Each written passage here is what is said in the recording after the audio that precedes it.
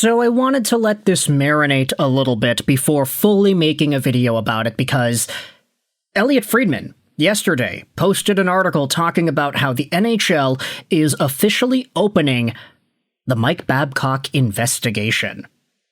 Now, as we had learned from Frank Saravalli last week, apparently there was more to Babcock's time in Columbus that went beyond just him looking at his players' phones and going through it for minutes on end. Apparently, there was something else that happened or that was happening, which resulted in Babcock resigning from the team itself and this entire thing blowing over in the way that it did. Now, I'm not gonna lie, I do think that the smartphone incident was already pretty bad, but to hear from Saravalli that there was supposedly something else that happened that was even worse, that came out of left field. And so now Mike Babcock, as he's pending his potential hiring at the hands of the Edmonton Oilers, we have the NHL going out there and investigating what went down in Columbus before that. We're going to read this article by Friedman, but what I also wanted to do was read some commentary from Edmonton reporters and media. Jason Gregor does stuff for Daily Faceoff, and he went out there and posted this. This is a response via text from an NHL player agent when I asked about the Oilers coaching rumor. The agent said this: the opportunity to play with McDavid or Draisaitl is now diminished with the potential of being coached by Babcock. It's a valid concern voiced to me by a few of my clients. Now, NHL player agents, they have various levels of clientele. You have guys that have the Quinn Hugheses and the McDavids of the world. You have players that really only have middle to bottom six caliber dudes.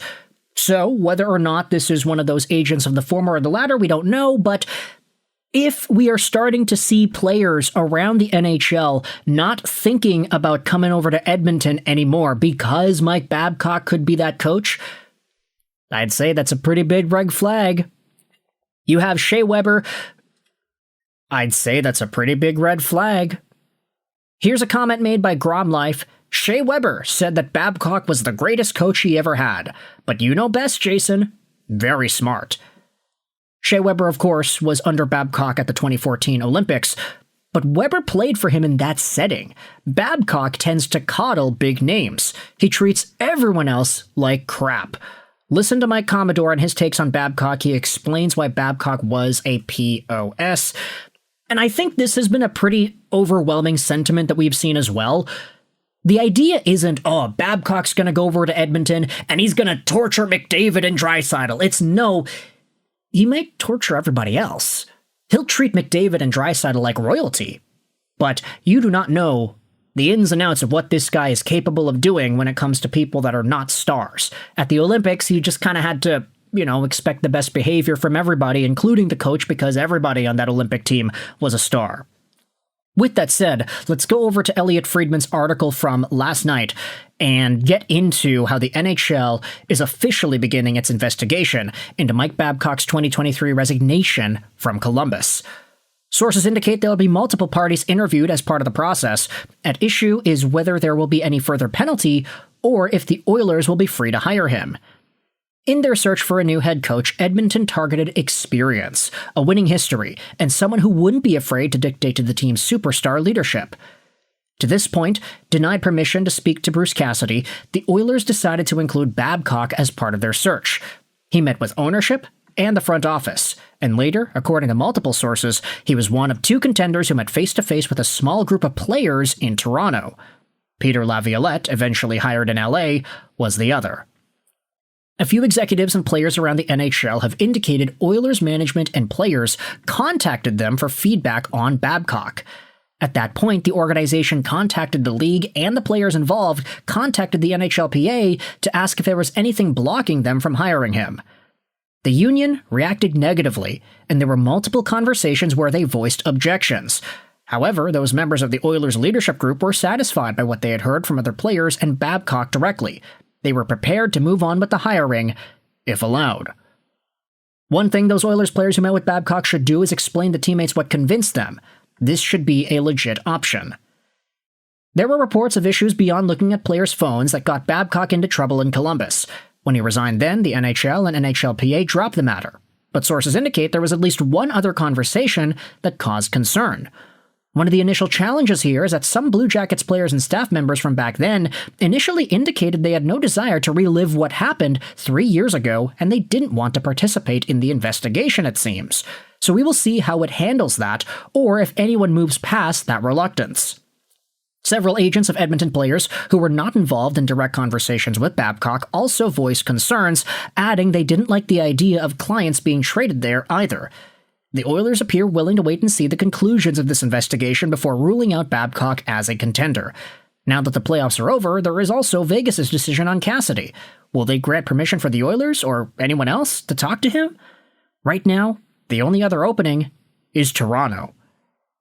And this is so dense. There's a lot to talk about here, man. Other conversations that may have happened, or one big issue that caused concern in Columbus, and hearing supposedly that Blue Jackets players and members of the staff do not want to relive what happened 3 years ago. What in the world did this guy do?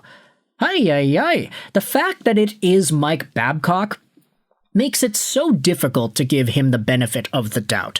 If this was a brand new NHL head coach and he was in Columbus and then he ended up resigning because of some shenanigans that went on behind the scenes, I think a lot of us would be like, oh, well, let's hear him out. Let's actually go into what happened. And if you hear that, the players and the staff members, they don't want to relive it, you might be a little skeptical of that. But because it's Mike Babcock, this is the guy that psychologically tortured Mitch Marner. This is the guy that was such an a-hole to some of his star players in Detroit, the way he treated other individuals that weren't star players. You couldn't put it past Mike Babcock to do something extremely shady that causes players and staff members of the Columbus Blue Jackets organization to not want to talk about it 3 years later. I mean, this investigation kind of hinges on that, but we'll see whether or not there are any extra developments in that regard, I guess. But for the Edmonton Oilers as well, now that Elliotte Friedman is reporting the same thing, some agents, Edmonton players, are going out there and saying, hey, I don't really want Babcock to get hired here because it's going to make it hard for my clients to actually want to go to this organization. Or some of my guys maybe would be interested in asking out. I do think Friedman is right here that those Oilers players that are happy with the idea of hiring Babcock, they've got to go out there and explain to their teammates, hey, this is why this guy's going to be fine. If it's Connor McDavid or Draisaitl, I honestly don't know if I'd buy it. Like, if I'm just an Oilers tweener, I'm a bottom six bum that's going out there and doing nothing on the ice while McDavid and Draisaitl are getting all the points. Maybe I'm not believing them when they say, yeah, no, Babcock's going to be fine. I'm like, wow, I'm kind of fearing for my life over here. You guys don't need to because you're McDavid and Draisaitl. You're fine. What about all of us?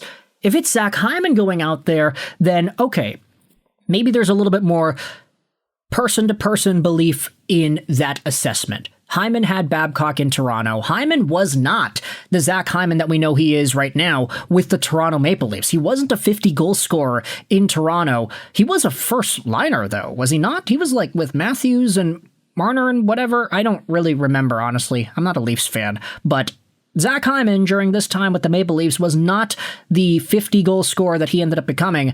If he's going out there and saying, yeah, no, Babcock was fine, Babcock was okay, then maybe there's a little bit of a more receptive response there. However, Zach Hyman was also there when Mitch Marner got the work ethic thing happen to him, right?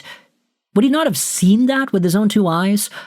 I don't know. It's already been reported that Zach Hyman would really like to go Mike Babcock and that there would be some sort of a desire from his behalf to get this guy hired, but we'll just gotta wait and see, I guess.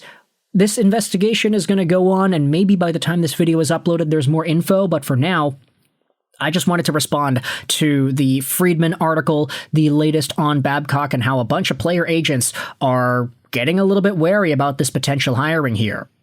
All I can think about now is, man, Vegas really screwed over Edmonton by not giving them permission to talk to Cassidy, eh? Thoughts in the comments section below about Mike Babcock and what's going on now. I hope you enjoyed this video. And bye.